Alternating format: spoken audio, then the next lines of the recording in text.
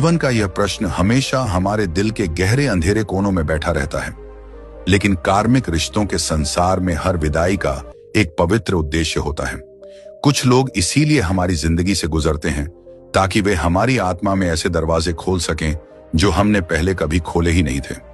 वे हमें भीतर से भले तोड़ दें, लेकिन उनके जाने के बाद हम अपने बारे में, अपने जीवन के बारे में और सबसे बड़ी बात, अपने कर्मों के बारे में बहुत कुछ सीख जाते हैं।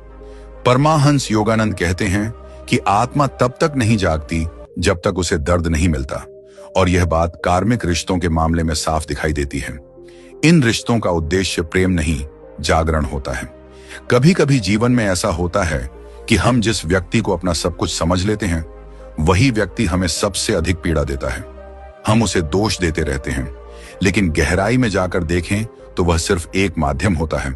वह तो ईश्वर द्वारा भेजा गया एक साधन होता है जो हमारे अधूरे कर्मों को पूरा करा रहा होता है।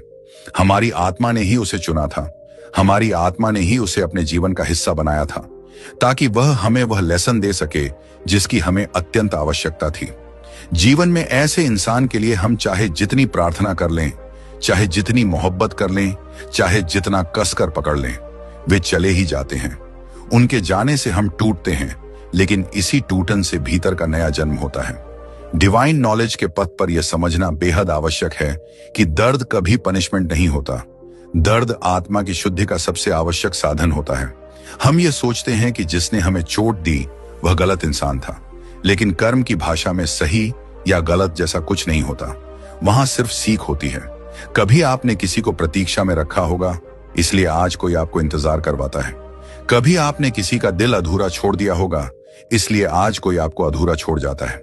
कभी आपने किसी से सच्चा प्रेम नहीं किया होगा, इसलिए आज कोई आपकी मोहब्बत को समझ नहीं पाता। दुनिया क्रूल नहीं है, दुनिया संतुलन बनाती है। ये वही कार्मिक बैलेंस है जिसकी बात योगानंद करते रहते थे। आत्मा कभी हिसाब अधूरा नहीं छोड़ती। इसी कारण कुछ रिश्ते इतने दर्दनाक होते हैं कि लगता है जैसे दिल किसी ने हाथ से निचोड़ दिया हो, लेकिन सच में वही रिश्ता हमें पिछले जन्मों के बोझ से मुक्त कर रहा होता है। कुछ लोग हमारी जिंदगी में आते ही हमारे दिल को आईना दिखा देते हैं। हम खुद को उन्हीं की आंखों में देखने लगते हैं। उनकी खुशी हमारी खुशी बन जाती है, उनकी मौजूदगी हमारी दुनिया का केंद्र बन जाती है। लेकिन यही अटैचमेंट आत्मा के विकास में सबसे बड़ा अवरोध बन जाता है। आत्मा चाहती है कि हम स्वावलंबी बने, भीतर से पूर्ण बने और किसी भी बाहरी व्यक्ति पर अपनी पहचान को टिका कर न रखें। इसीलिए कार्मिक रिश्ते अचानक टूटते हैं।